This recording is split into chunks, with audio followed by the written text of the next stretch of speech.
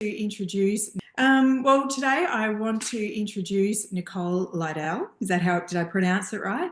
And, Lido, yeah. great. And Nicole is one of my first rare mothers that I'll be interviewing in a series of interviews over the next coming weeks. And to start off, Nicole, can you just share a little bit about yourself, your family, including where you live in the world, and when and what you did before you became a mum? Sure. Lots of So, questions. yeah. Yeah. So, Justin and I, my husband, have two children with ADSL deficiency.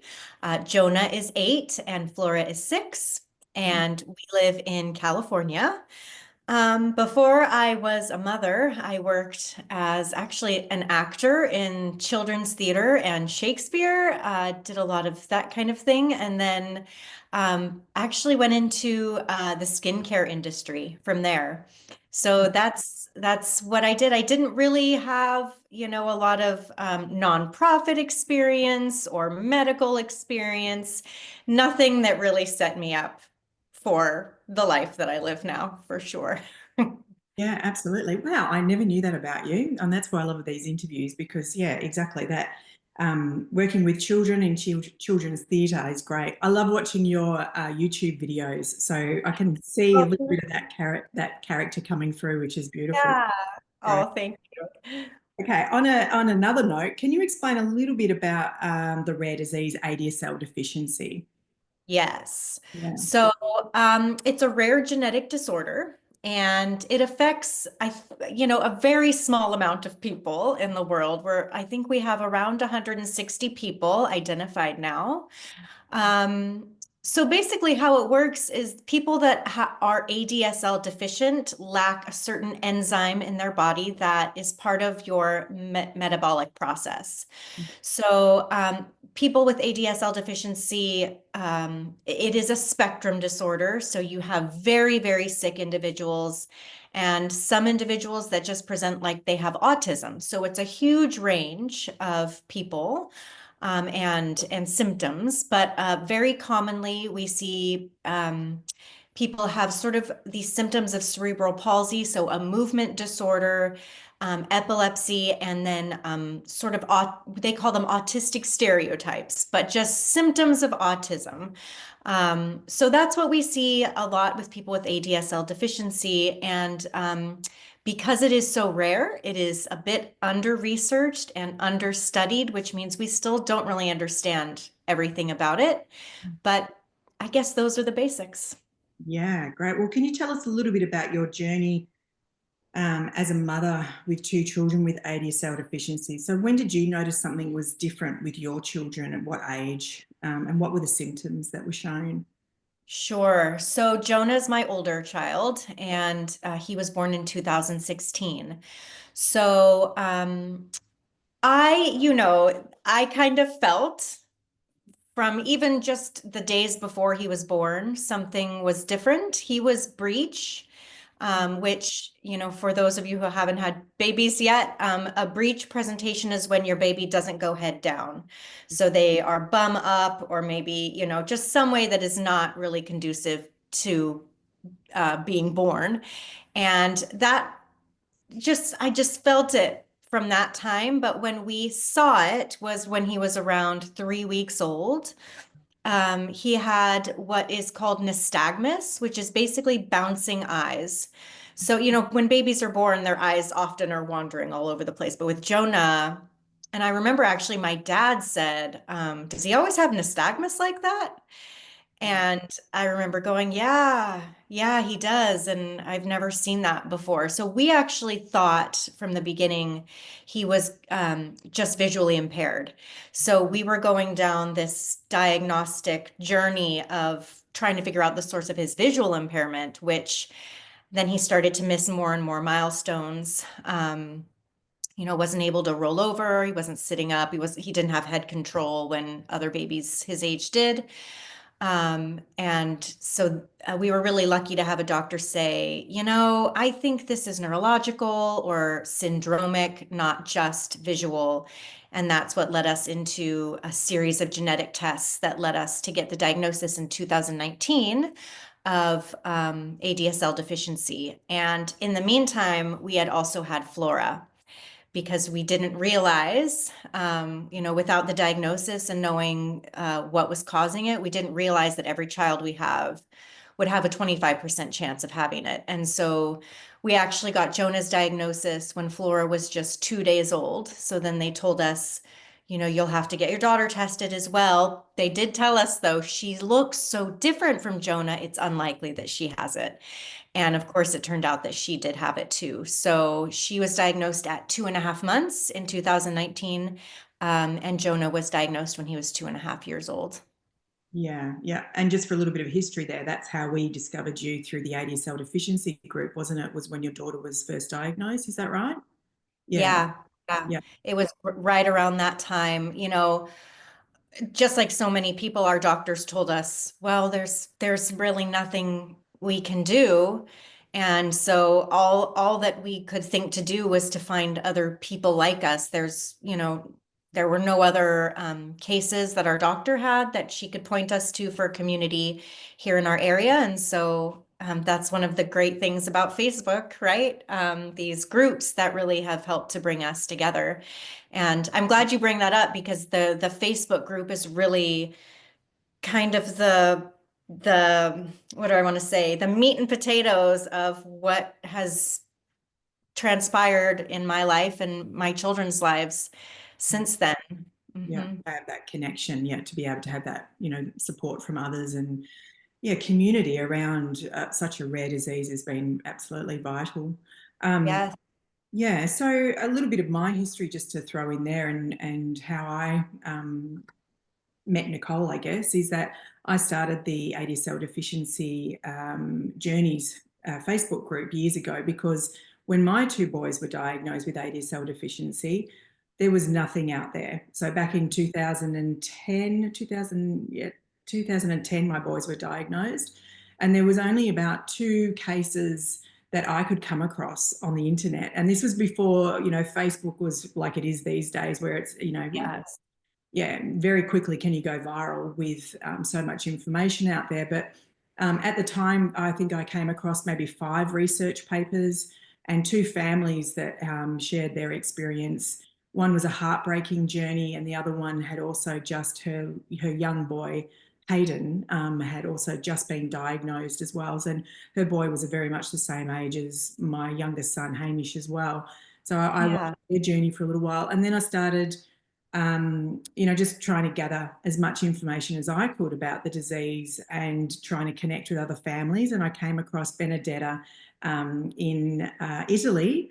She connected with me through our Facebook group first off, and then I contacted Avril as well, Avril contacted us through the Facebook group, and then Sandra Mahan. And then it just, continued from there. We got in contact. Yeah. And then so I think there was probably initially there was maybe about 7 or 8 of us that was sort of like the foundation of the ADSL deficiency journeys group. And, obviously we're all still connected there today, which is beautiful. And, as much as there's so much distance between all of us, and, we don't contact with each other every day, but, my heart is with you guys every day, every step of the way. I wake up and, I think about the families that are out there and what they'd be experiencing today. And, this is much of the reason why I wanted to be able to reach out and share your journeys with each other, and just get to know each other a little bit more, because it can be really, disjointed too, just, a little bit of notes here and there. And, I just thought Yeah. I'd make it a bit more of a community podcast, and that's Yeah. better from that point of view. I love that. And we are all so grateful, I know, that we have this place to go. Yeah. And for people that maybe are like less familiar with the rare disease world, like we don't get information on the diagnosis from our doctors. We're sharing it with each other, and then we're bringing that information to our doctors oftentimes, not always, but often.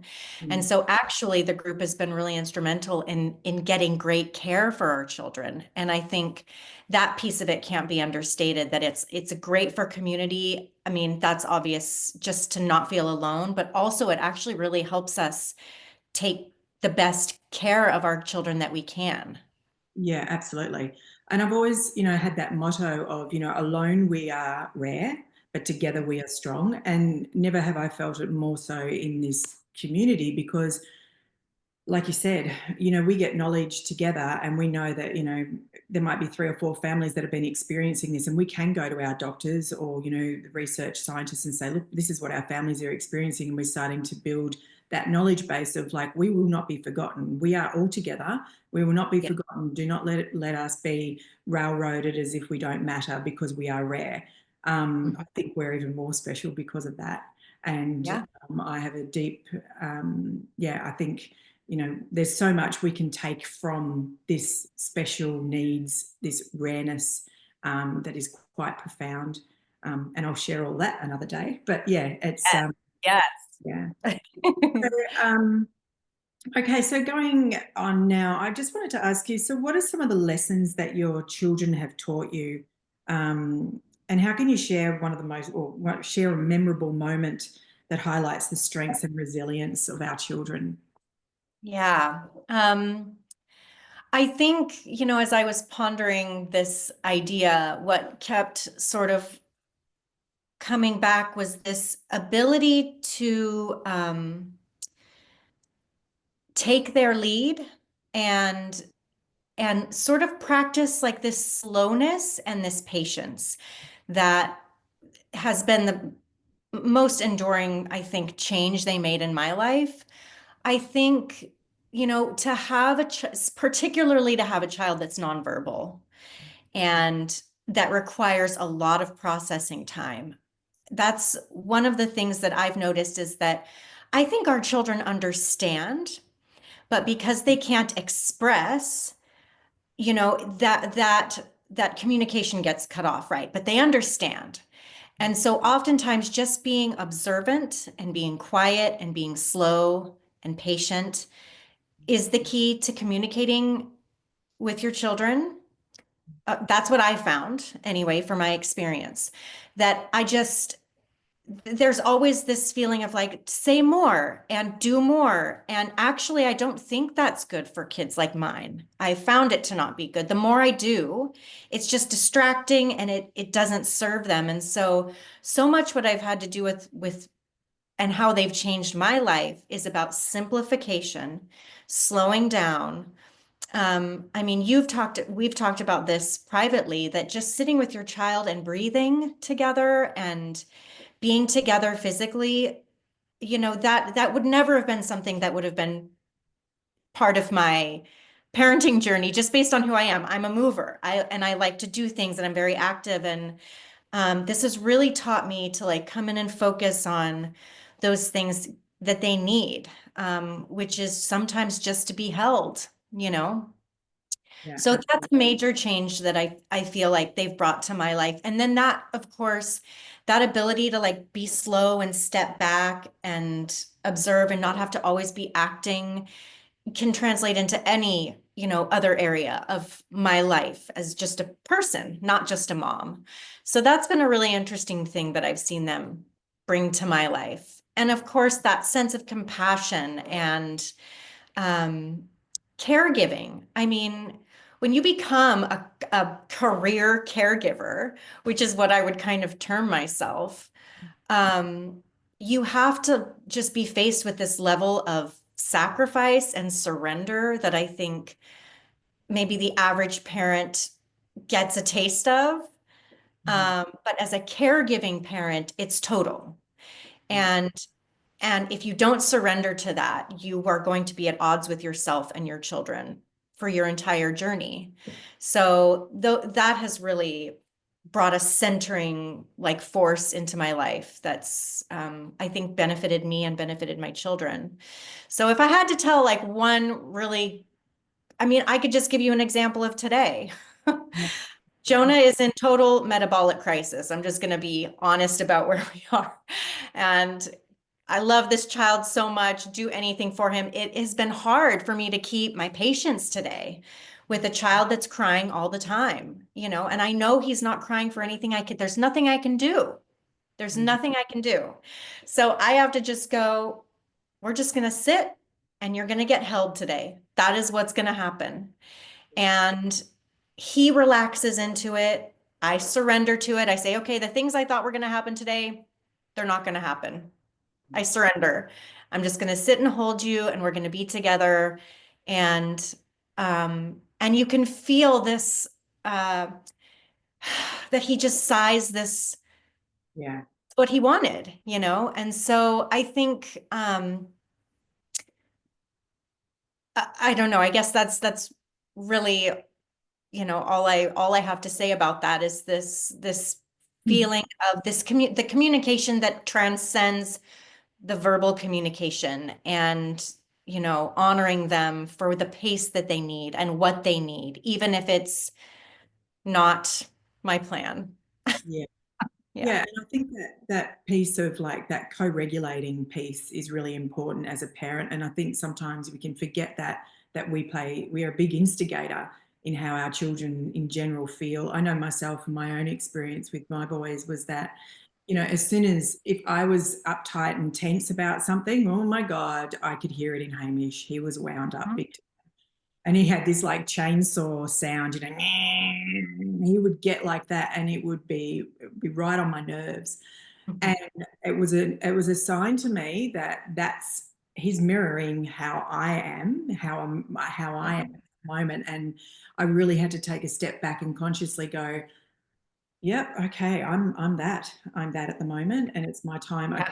And this can be a good thing, and to have those down days where you go, I will take a step back today. It's not I don't have to be anything for anyone else than right here and right now for my child. So to take that moment and just breathe, especially like you said, if you're a professional, you're a caregiver, that's your career caregiver.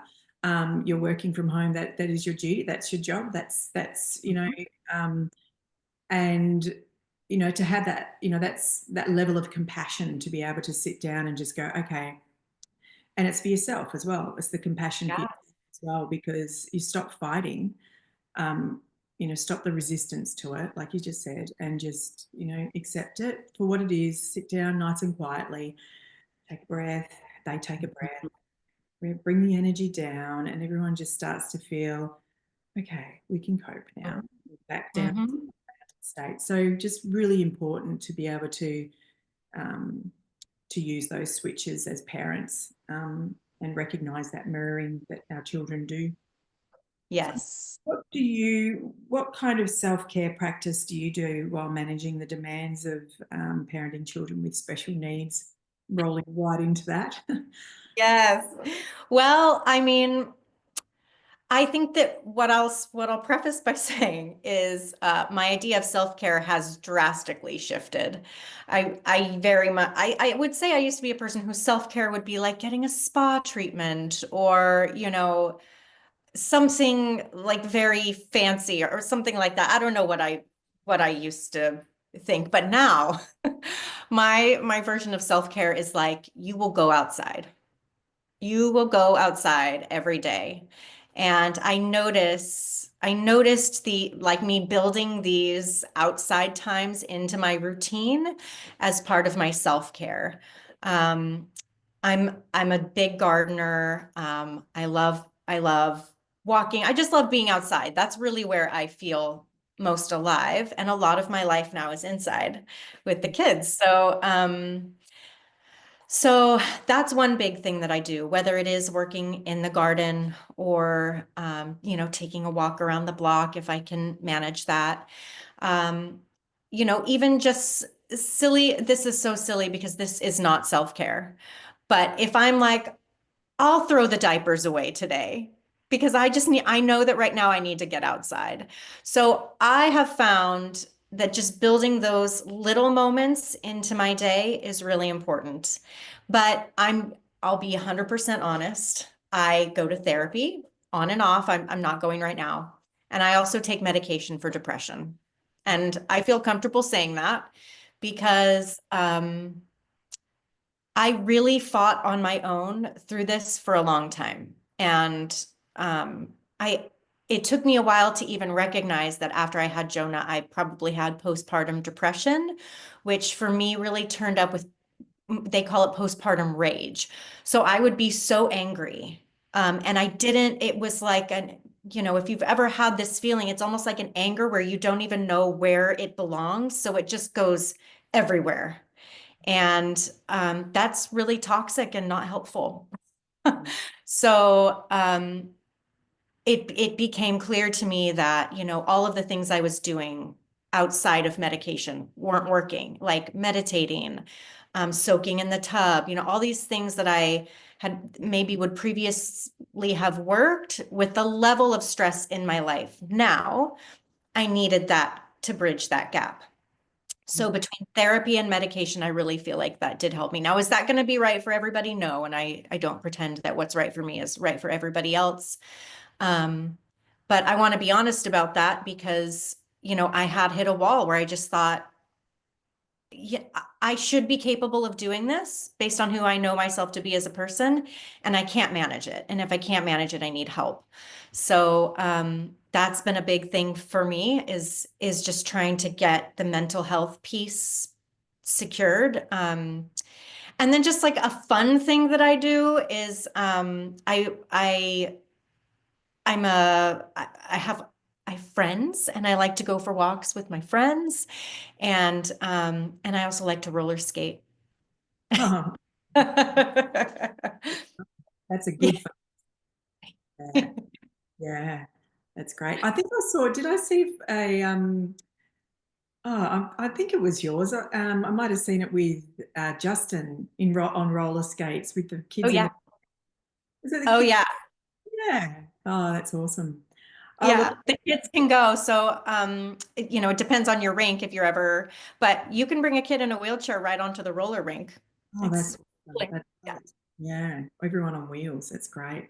As Yeah, I mean, look, and going back to the, the medication and the, the therapy and things like that. I mean, look, I think that's a vital, conversation in regards to raising kids with special needs in general. And it's certainly nothing to be ashamed of. And you'll find that, throughout the journey, there'll be times where you'll need it, you'll need therapy, and you'll need medication, and you'll need everything you can, everything in the kitchen sink, basically. Mhm. Or you will, you'll be fine, roller skating, like you'll find that there'll be times where you'll need a lot and you'll need a little. So, there's it's never going to be linear. This Yeah. yeah. That's such a good point, Natalie. And I think that one pattern I've recognized in myself, and again, won't be true for everybody, but this is what I've seen for me, is in the midst of the crisis, I am so good. Like my mental health is good. Justin and I are getting along really well in the midst of crisis. And then once the crisis subsides, everything falls apart. And that's when my body is saying, you're allowed to fall apart. And so I'll often get sick, I'll get really stressed, I'll find myself being mad. When I normally wouldn't be angry about something, I'll be angry. And so that recognizing those patterns too has also been really helpful to be like, okay, so in a week I'm probably going to have a meltdown, and recognizing, that self-awareness of like these are my patterns and can I get in front of it a little bit, to maybe whether it is, doing a roller skating day to get in front of it, or is it, I need to call my doctor and get back on my medication or up my medication, whatever it is. Like having that ability to recognize those patterns in yourself, I think is Yeah. really good. Absolutely. And there's a beautiful analogy that I like to use when I'm doing the TRE training, which is the trauma release exercises. And that is to think of your body as a vessel. Okay. So you're a vessel, and every little stressor that comes in is like a drop of water into that vessel. And you get gradually the levels get higher and higher and higher until you overflow.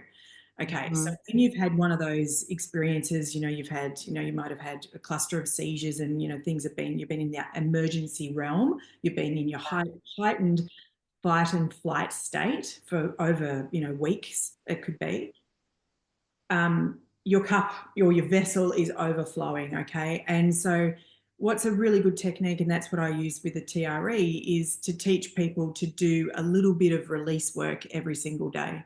So you don't Mm. get to the end of this crisis and you're an absolute mess, okay? Because just having that little bit of maintenance, and it's literally, your body's natural response to stress is to tremor, is to shake. It's actually a stress release response, okay? So when you're actually de-stressing, when you're coming out of that stress response, you start to shake, okay?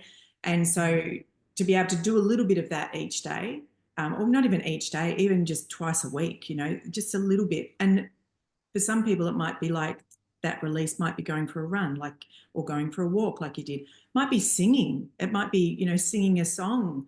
It might be crying. It might be laughing. Whatever it is, there needs to be that release of that expression, which is movement of emotion coming out of the body. Yes. And sometimes we suck all that back in. So we keep that vessel from, and then it's just that explosion at the end of it. And you just fall into a heap and you're like, oh my God, I just cannot cope. Just cannot do this. Yes.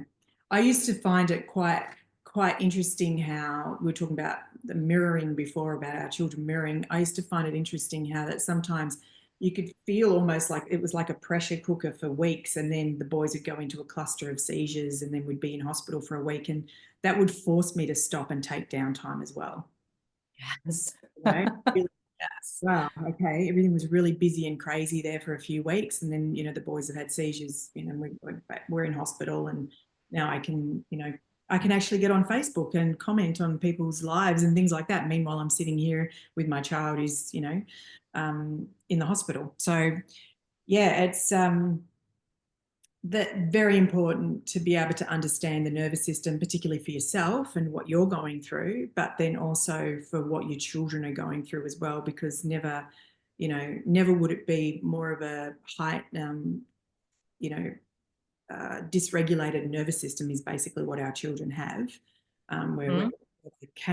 they would struggle to regulate their nervous system. We know that because of the seizures. We know that because of their behavior. Their behavior is their communication as well. So all of that comes into play with that nervous system and regulating. Yeah. So, okay, sorry, I took over there for a little bit there, but No, um, it's good. I love it. um, so what advice would you give to other parents who might be facing similar challenges, and what support systems have you found helpful on your journey? I know we just covered off on a few of them, but just outside of that self-care realm, what are some of the other supports that you've found to be particularly useful that might be for other people as well?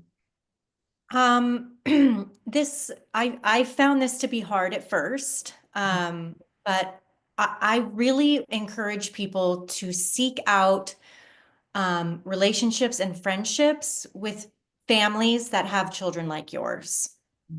And I didn't realize, this is not to say that the relationships you have with people with typical kids don't matter, but there is a level of understanding from a friend who has a child with a difference that it's really hard to, I have found it really hard to replicate in my friends with typical children, not all of them. Um, but that friend who just says, I understand if your kid's having a meltdown and we have to cancel plans, or I understand if we can only meet at your house because, that is one thing that has been really helpful. And I really struggled with that early on because Jonah, my older child, went to school, and the school drop off and pickup was different for children in the special education program than it was for children in the typical program, where all of the families, I would see them, they were all dropping their children off at the same time and picking up at the same time. And they were all standing outside chatting. And it was different for people in the special education program here. Now, that may not be true for everybody. But what I found was that it was really isolating because I wasn't meeting other parents. There was that, My kids' class. Sorry, yeah. go ahead. Say that again. Sorry, I was just saying, so there was that, level of exclusion just from the pick up and drop off point. Yeah. Yep. So it took me years to, first of all, to get my kids into a school where I did see other parents more often. But also, I had to be really I'm a gregarious and I'm a very friendly person, but also I'm not the person that's going to come start conversations with a stranger. So I had to get because it started to feel like it was so important for me to have those connections. And it made me brave enough to like start introducing myself to people. Um, because they're going to know the other resources in your community. You know, you're going to have things that you can share, but the biggest piece is just that understanding of, you know, how flexible you have to be with kids with a disability or a difference or a neurodivergence. You know, you can be a parent of a kids with ADSL and be great friends with parents of children with autism. It's, you know, we all kind of work within that same framework. So that's been one thing that I feel like was really helpful to me, is just finding those friendships, those resources in that community, um, you know, in real life, because those are the people that, you know, I'm going to be able to go for a walk with if we both get to drop our kids off at school on the same day, you know? Absolutely. So does Jonah go to a special developmental school, or is he in mainstream and they have a special developmental, I suppose, classroom or group in the school? So Jonah neither of the kids attend school right now. Yeah. And that was a choice we made in October of last year. So it's been maybe 4 or 5 months now. They're on a program called Home Hospital Instruction, which is basically there was just too many seizures happening at school. It was scary for everybody. Jonah was uncomfortable and crying, of course. And so it just nobody was thriving with him at school, and Flora was kind of heading down that same path. So, but the school that they were in was it was actually kind of a program I was helping to develop at that school, which was a more inclusive program. So previously they were in what I would call an integrated program, where sometimes Jonah would get invited into the general education classroom, but he wasn't a part of the classroom. And I didn't want that for Jonah. My kids are both very social. They don't have a lot of those behavioral issues that would keep them from participating in a classroom. So I really advocated for them to be in a more inclusive setting. And I finally got them into a school where the teacher was on board with inclusion and the general ed teachers were on board with inclusion. And then by that time, Jonah was too sick to really participate. So that's been a real source of sadness for me, but I really do believe in that. You know, it's not right for everybody, right? That's why we have individualized education plans for children, so everybody's getting the right thing they need for them. But I think that inclusion in schools should be, wherever possible, the baseline, because I think school should look like a community, and I think a community should have disabled people in it. You know? Yeah. So I really pushed for that a lot. And actually that's how my journey towards advocacy really started, was through the schools. Yeah, absolutely. Yeah, I'm a big believer in that too. It was very heart-wrenching for me to take my child, William in particular, out of I suppose, a very diverse kindergarten setting, which is here in Australia. It's like between the ages of 3 and 4, you do, well, I think it's 4 and 5, I think it is. You do a preschool, for I think it's 12 months to 2 years, depending on where your child's at. And then from there, they go on and they go into their primary school, their chosen primary school. And a lot of those kids went off to the same primary school, but they formed 2-year bond with my beautiful boy, William. And they couldn't understand. They wanted to go to William's school. And Yeah. and I really wanted William to go to their school. I wanted to have the support worker there, and to be able to integrate him into a mainstream school, which would have been just, you know, would have been beautiful on many levels to be along with all those friends that he made at school, and the experience for those kids as well would have been fantastic. But I think long term, like he was about 4.5, when 4.5 to 5, where he started to develop the seizures, like you said with Jonah. And um, I'm kind of glad that he was in a different setting for when all of that happened, that he was with a school that had experience with children with complex care needs.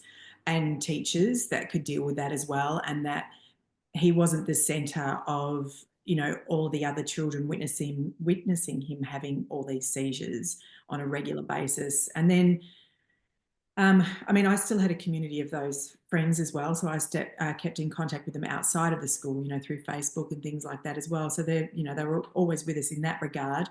But it was always sad to do that transition from mainstream, where he had his friends and his little community, and to go into that special developmental setting. And it's hard as a parent, you know, dealing with that as well, going through that as well. It's like, you know, there's a whole level of grief when you're going through that transition. I still know that at the start of every year, you know, every year I get triggered when all the kids go back to school. And, you know, all the mums are doing all their little school photos with their kids in the uniforms, and, you know, they're off to school. And I still have these pangs of grief at that moment of what all of that felt like for me, to having to be torn from society again and be, you know, go from mainstream to you're excluded into special developmental settings. So,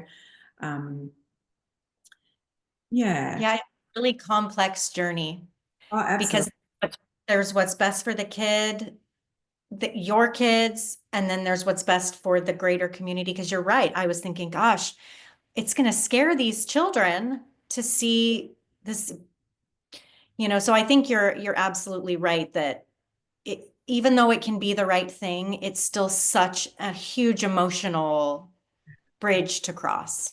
Absolutely. And again, I always think that it's just really important for, you know, people with, you know, normal kids, so to speak, um, and and for us as parents with children with special needs, and to recognise that, you know, like I had a little boy where I work on the weekend. A little boy came past, and we've got an employee that works with us who's in a wheelchair, and he was like looking at him, and I could see all these questions in his head as this person came with this wheelchair, pushing this trolley straight in front of him and put his little trolley away.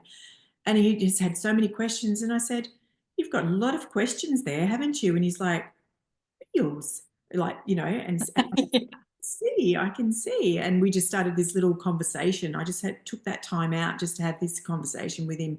You know, his legs don't work like our legs, you know, and just a little bit of an explanation. And his mum was sitting there, and she didn't know what to say, but I could see that she was encouraging the conversation, because, you know, I could see he had so many questions. And I think that's really important, that we at least let our children be comfortable enough to be able to ask those questions, and that, you know, we're not swept under the rug, so to speak, and, you know, shunned from society. That, you know, we're part of it.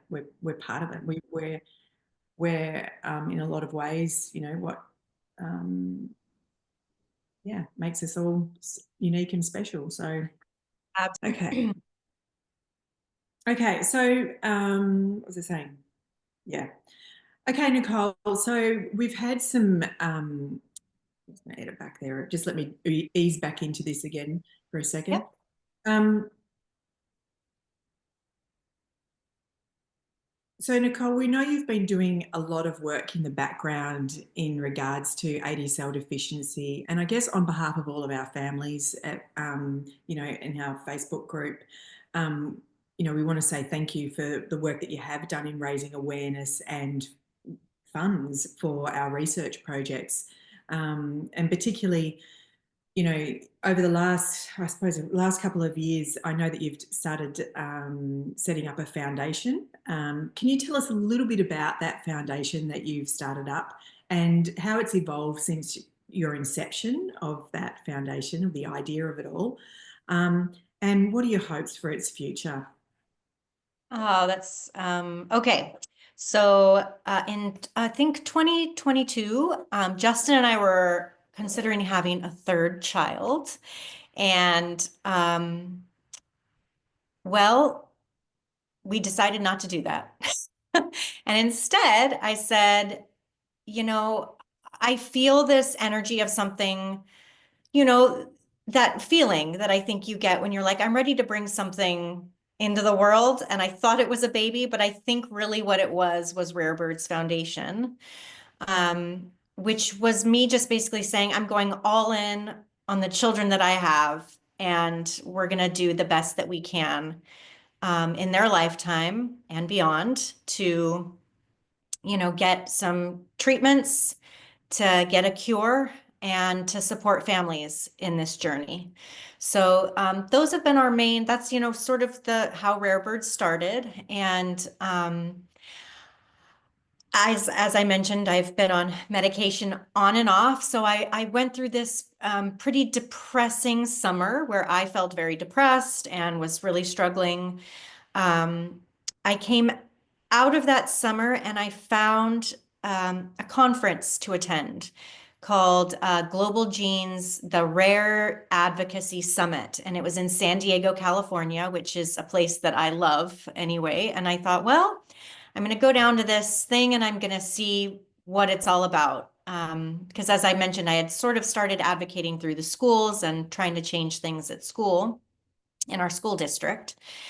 And so it was sort of like an excuse to get a vacation because I really needed a break from this, life like we all do. But I thought at least I can feel good about it because I think it's purposeful because I'm a person who really needs to always feel useful. I know I need to get over it, but it's true. So I went down to Global Genes and I met a lot of people that had started groups just like me. And I was looking at these people and going, I think I can do what they're doing. And it's the right time, where science is and with the ability that we have to communicate globally right now. I just felt this feeling like this is the direction. We're not going to have a baby, we're going to have a foundation. And so, I mean, I wish I could talk about how it all happened, but it just was a very organic, like I'm going to start. And so I started the California nonprofit and I did all that paperwork and, we're still in the process of all the paperwork part. But what the heart of it is for me is, one, we're connecting families, like you have, and using that tool of the Facebook group to really bring people together. And then, oh, I've gotten off my train of thought. I did it. Okay. Cut. We'll cut that part out. So that's how it began.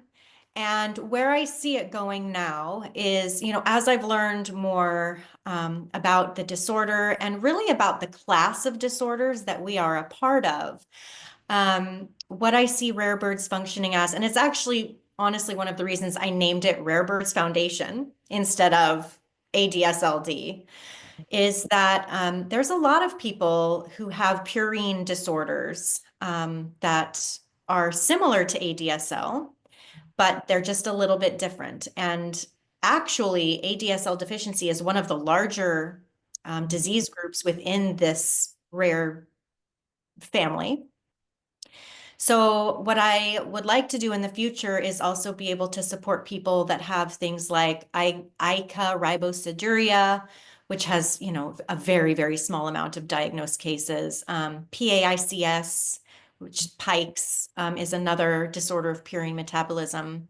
So bringing together a large coalition of people with metabolic disorders that stem from the purine pathway. Because the research that we participate in can help everybody in that family.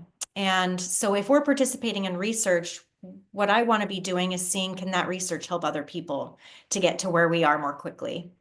So that's kind of the goal for it. And so far we have, in 2024, I did a lot of research-based work, just trying to meet scientists and researchers and doctors who work in, disorders like ours and try and connect them to our mission, which is fast treatments. So I'm really proud when I say that I've already started to see some of the fruition of that coming forward, and that gives me immense pride. 2025 was really our year to focus on more family support initiatives. So We've got our board together and we're working together to kind of try and figure out how we're going to bring this to families. We want to do some programs with respite retreats, and you and I have talked about that, so that families can get the break that they need to go back and be, the caregiver that they want to be. And, even more than that, because not everything has to come back to a parent as a caregiver. Like, parents of people with rare disease deserve to have fun. I truly believe that. And I don't know about other people, but like, I used to be really fun. I used to have a lot of like very fun, hobbies, and I would go to the theater and I would go dancing and all these things that none of that exists in my life right now. And so I feel, opportunity to reconnect to the part of you that's able to have fun and relax and be yourself and be a full human for who you are and not just who you are in the role within your family, I think is also really great. So these are the kind of things that we're hoping to bring in 2025 for families. The other main thing is, as you know, families lose children with ADSL deficiency. So we're working on a bereavement fund so that in the future, if we lose a child in the group, that family is not also left wondering, if we can take a little bit of the financial burden off during that time. That's something that is meaningful to me. So those are our basic ideas for the future, just expanding and offering more programs and then continuing the work that we've done in the research area to get to that treatment and that cure. Beautiful. I love it. So, lastly, what message do you want to share with our listeners today, especially on this Rare Disease Day? What are some? Yeah. Oh, I mean, I could talk for hours about, how much I really respect, admire, and have love for other rare parents. One thing, like maybe my message or my motto, is that hope is a verb.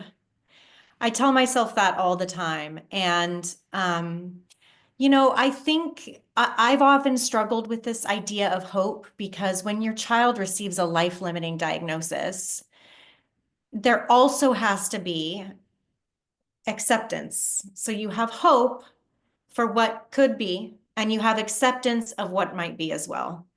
And I think, when those scales get out of balance, for me, I find that, you have to keep them in balance. So I want to accept whatever may come for my children. And something that Justin and I have talked about throughout these years is that we hope for our children that they have peace on their journey. So everything that we do, and of course we don't always get there, and we fail as parents just as we are human, but I don't want to ever add things that make my children's life worse. So we're always trying to aim for peace for them, whatever that means. If that means they are going to survive or they are not, peace is the goal. But on the other hand, that hope of what could be is really important to keep for me. And I think it's a way, maybe a different kind of way that I love my children by keeping that hope alive, even when it feels very hopeless and when we feel helpless. And sometimes I even imagine it like just this little kernel, burning in my sternum of hope that can be alive when everything else feels hopeless. I just keep that there. And I think, I don't even have to do anything to tend it because I don't believe it today. I don't feel hopeful today, but I know that kernel of hope is there and it is waiting for me when I'm ready to come back to it to keep the work going. And I know, and I want to say this, that not every parent caregiver is going to be like a founder of a patient advocacy group. And I don't think everybody has to. But if you can give nothing else, you can give that hope to your child. and that hope of a better outcome, a brighter day, a hope that you can learn enough to serve them better, whatever that hope is for you, that you just keep that little kernel there and you trust it, and yeah, Beautiful. that's it. Yeah, I love it. Yeah, it is balance with hope and acceptance. I love that. That's beautiful. Yeah. Thank you.